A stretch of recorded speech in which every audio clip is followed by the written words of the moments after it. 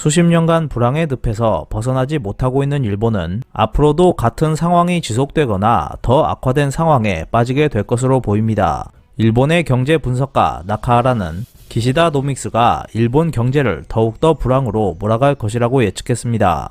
그 이유는 기시다 총리가 추진하는 정책에 큰 오류가 있기 때문이라고 했습니다. 자세한 내용 전해드리겠습니다. 기시다 총리는 취임 후 새로운 자본주의를 만들겠다고 했습니다.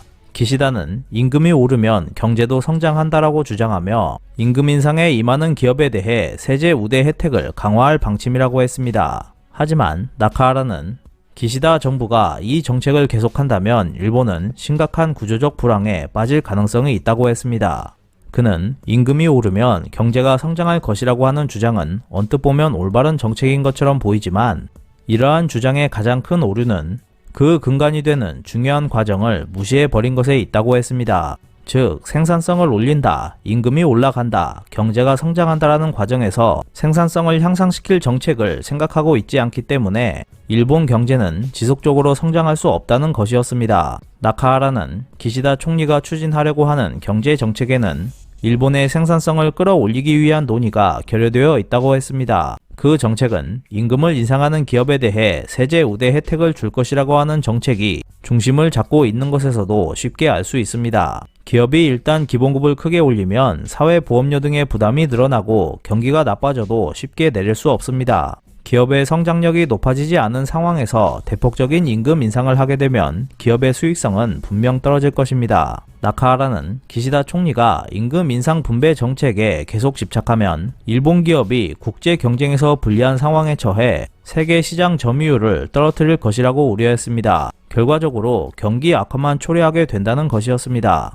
기시다 총리는 2022년 봄에 있을 노사 임금 투쟁을 앞두고 경제단체 연합회에 3%의 임금 인상을 요구하고 있습니다. 노동연합도 정기 승급 상당분을 합해 4% 정도의 임금 인상을 요구하고 있습니다. 하지만 여기서 착각해선 안 되는 것은 연합에 가입한 노동자는 일본 전체 노동자의 12%에 불과하고 대기업에서 일하는 노동자는 전체 노동자의 20% 정도에 지나지 않다는 것입니다. 더욱이 기업수로 말하면 대기업은 일본 전체에서 불과 0.3%에 지나지 않습니다. 나카하라는 이러한 이유 때문에 연합에 가입되어 있지 않은 압도적 대다수의 중소영세 근로자는 설령 봄에 있을 노사 임금 투쟁에서 3에서 4%의 임금 인상이 성사되더라도 그 혜택을 받지 못할 것이라고 전했습니다. 일본의 대다수 중소영세 기업은 현재 실과 엔화 가치 하락, 원재료 상승 영향으로 실적이 악화된 곳이 많기 때문에 임금 인상 여력은 거의 없다고 해도 과언은 아닐 것입니다. 오히려 수익 악화로 몇 년 안에 문을 닫는 기업이 더 늘어날 것입니다. 나카하라는 기업 전체의 99.7%를 차지하고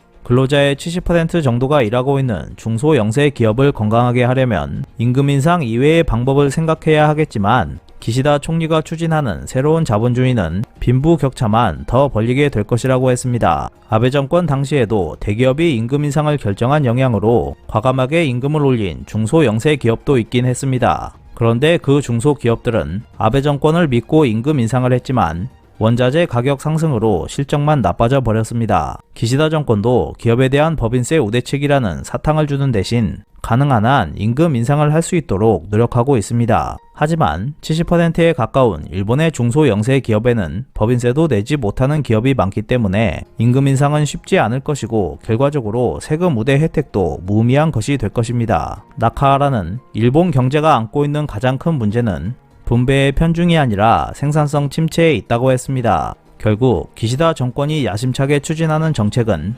극심한 양극화만 초래하게 될 것입니다. 이상 피커TV였습니다.